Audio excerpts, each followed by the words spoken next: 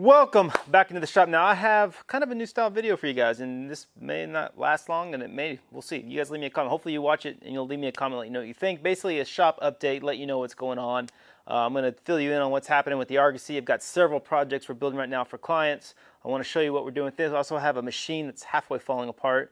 I need some advice on that. So I thought I would just take you guys through and show you what's happening. For those of you who are new to my channel, this is my furniture shop. It's an 1,800 square foot shop. I live on my property out here, and this shop pays my bills. I build furniture for clients who order from me, and I also make these YouTube videos, which also help pay my bills, which is nice. So I just want to thank everyone for coming in, and let's head on over to the Argosy. And last I posted, it leaked, and it got tested pretty good. We had some major storms blowing through, and it still leaks. So let's go check that out.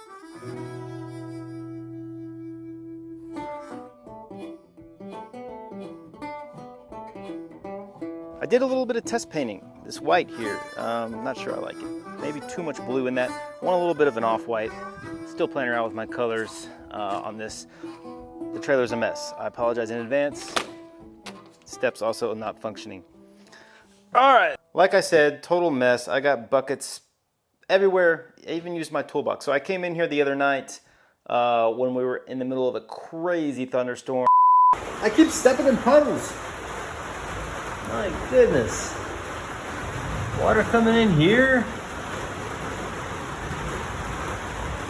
Where in the world is that coming from? And it was pouring down rain, and it was leaking like crazy, and I was just dumping tools out, putting tool chest out to catch water. It was chaotic. This section here leaks so bad. It's really bad. I mean, this floor down here you can see is getting quite a bit of water damage. That's full of water. A lot of it's coming through here, which is understandable. A lot of it is coming through some kind of hole in a river. It's like running down like a little stream or river and ending up down here. So, Home Depot buckets full of water. We got leaks. I put blue tape in spot, but a lot of these rivet areas leak. There was leaks coming out right here. I tried to fix that one, but still leaks. And when you get a hard rain, it really starts flowing. There's Mayor. Hi, Mayor. He could care less. This little hatch here, I finally got it reinstalled and on, but the way it's designed, you've got a little piano type hinge here, and water finds its way in through that and fills up the C channel. You can tell there's still water down there. Awesome. The Vista windows, I mean, they are a total nightmare. If you get a little bit of rain, they just kind of find their way right through that little crack, and it's just a steady flow. Same over here, coming right through there. I've tried multiple times to deal with that. The thing that's such a huge bummer is I took this window apart and redid it, and it obviously failed miserably. So I got work to do there. All these corner windows, no problems, no leaks here. Same with the front, no leaks in the front. So the work that we have done since the last video basically is just some wiring. I shouldn't say we, I should say my dad, because he's pretty much done all the work. Thanks, Dad, appreciate it. Basically all the trailer wiring for the lights, marker lights, tail lights, license plate light, all that. We've got a little junction box going out to our 7-way plug that goes to the truck. All the wire's been run, needs to be hooked up to that. So you can see it. You know, all the old wires out. We got new wire run to where the marker lights will be. Everything up top is new. He pulled all the old wire out with the exception to this. Whoa. So all the exterior trailering lights are wired up. Now, last but not least, the big thing that's holding this whole project up right now is the wheel wells. So I've got old plastic wheel wells went there. They're just trash, no good anymore. I'm gonna have aluminum ones fabricated. I've got another shop helping me do that, and obviously I've got to kind of work around their schedule, and they're pretty busy. So when they are ready for me, I'm going to tow this thing down into San Antonio, and we're gonna do a video of them fabricating that wheel well and some other stuff. So that's what's coming next. I'm hoping maybe we'll do that at the end of this week or maybe next week. But other than that, I've got to figure out how to get the rest of these leaks plugged up. It's driving me crazy. Let's go into the shop and check on some of the furniture. Jeez, nothing works on this. There we go. Okay, back in the shop, and I gotta say, it feels good in here. I've got my AC rolling, so thank goodness for that. It's another reason why I haven't been working a lot on that Argosy, because I got AC in here. Why should I go out there and work on that? The barn door is what I'm working on right now. This is for my uncle, and this is made out of knotty alder. It's pretty basic and simple. You can see this, the divisions on the panel are all based off of this rail because it lines up with a chair rail on the wall. So we worked off of that. The actual panel is solid wood, about an inch thick. It's about 7/8 of an inch thick. It's 7 boards, and it's spaced out in a way that we put this V-groove on the glue joint. So it looks like 7 independent boards, but it's actually all one big panel that's glued together. I just calculated the glue joints in a way that when I put in the V-groove, it would hide them. Pretty cool. Basically what I'm working on today actually is sanding this. So I start with a 120 grit, sand it all down nice with that, 180, 220, do the sides. I got to flip it over and do this side, and then we'll also round over the edges. So looking good. Got to stain it and finish it. Hopefully we'll have this done tomorrow. Next project is a really fun project. It comes off my furniture catalog. It's the Rutherford Hall table. It's actually, in this instance, a sofa table because we've extended it out and adjusted the height to fit to their sofa. Basically, this morning at about 6:30, I got it all finally glued up. I've been working the last 2 or 3 days on the joinery. It's all mortise and tenon joints going in here. Mortise and tenons down there as well. Here we're going to have a dovetail drawer fitted in there. So I have pre-cut dados, you can see, on the aprons. I'll slide a runner in there, and then we'll put 2 more top and bottom runners to keep the drawer riding nice and smooth in that opening. The front apron, let's make a quick observation here. This is one solid board that I've actually cut out the drawer front out of. So when you put it back in there, the grain's gonna flow and it's all gonna match. Pretty cool little deal. If you look really hard, you might be able, if I can get it in focus, you might be able to see right there. Come on, camera. Right there. There's a hint of a glue joint. Same thing on the bottom. Hard to see, but you know, basically you rip it apart and then glue it back together, and you cut out your drawer front section. Also, down here, some cool little through mortise and tenons. Nice little feature on this table. This bottom section will get a shelf that sits on it, and then obviously the top. Oh, poor Mayor. He's hot. I'll let you in, bud. Come on. He knows where the AC is. Mayor, what's going on? Good boy. So the next thing to do on this, which I'll probably work on this afternoon, is get that runner in the top glued in, and then start working on milling out drawer parts. So the next project that actually goes with this order, so this is all going to the same house, same client, is the Brenham settee, which is basically in parts right now.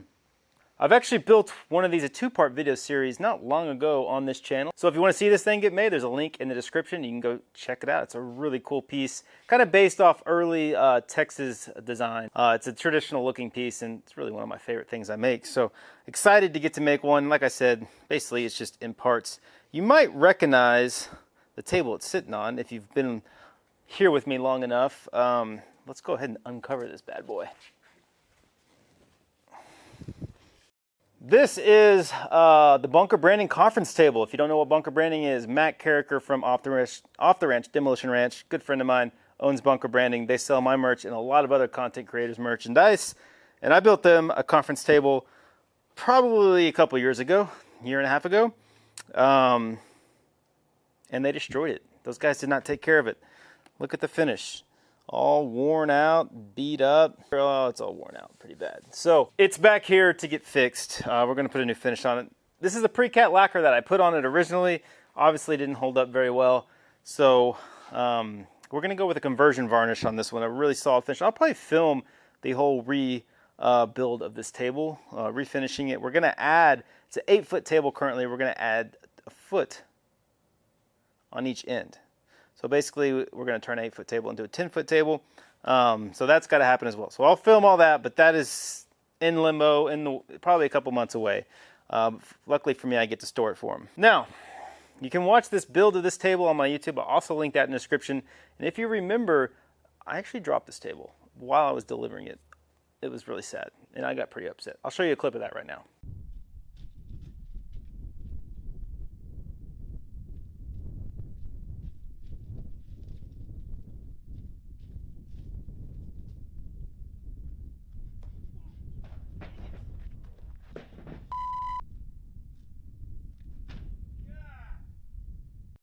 Okay, the final order of business in this shop update. I hope you guys are still with me. I don't know if you are, but I hope so.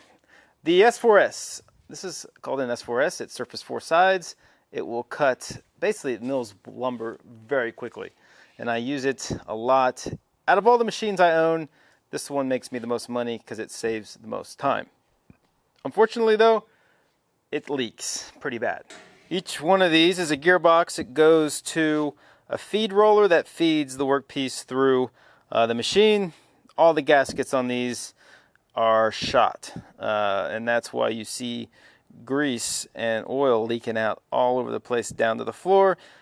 I bought it like this. I knew it was like this. It was discounted because it was like this. Usually you have a big steel cover over the back of these. You don't have dust all over it. But basically I have to fill it up with oil probably once a month. I mean, it's a free oil change basically. But it's getting pretty bad and it needs to be dealt with. And if anyone out there in the world of YouTube happens to watch this and knows anything about how I can go about doing this, it seems very overwhelming. You can't order the gaskets. I could probably make them. I mean, maybe I can make them out of cork or get some kind of gasket material, liquid material. I got to get that fixed. It's in bad shape. And if this machine breaks down, not only is it expensive, it would be really expensive to pay someone to fix it. So, and the parts are so hard to get. It's a Watkins, so it comes from, I think it comes from somewhere in Europe. It would be really pricey. It'd probably cost more than I paid for the machine to get it fixed, to get all the parts. So I need to take care of it, crawling out of here, and I need some help. So if anyone knows anything about that, please let me know. Okay, so that shuts it down for this quote-unquote update, whatever you want to call it. I'd love some ideas on what we could call this. We'll just call it a shop update. Maybe do these a couple times a month. Let me know if you think it sucks. If it sucks, then I won't do it anymore. If you liked it and you think it's enjoyable content, you see it as useful and helpful, then I will keep posting it because I think it's cool. I mean, you guys only see probably 10% of what happens in this shop. There's a lot going on. I work a lot in here, and I obviously don't film it all. So it's kind of cool to catch these little updates and show you what's actually happening, kind of a behind the scenes look at things. Obviously you saw the Argosy. It's in rough shape right now, but I'm going to get it taken care of. We're going to get on that soon. I'm finally going to get me a vacation end of next month, which I'm excited about. But I have a lot to get accomplished before I do that. Got to get this hall table out, the settee done, the barn door done, which is almost done. And then I've got a queen size bed that I have to build. So a lot to do.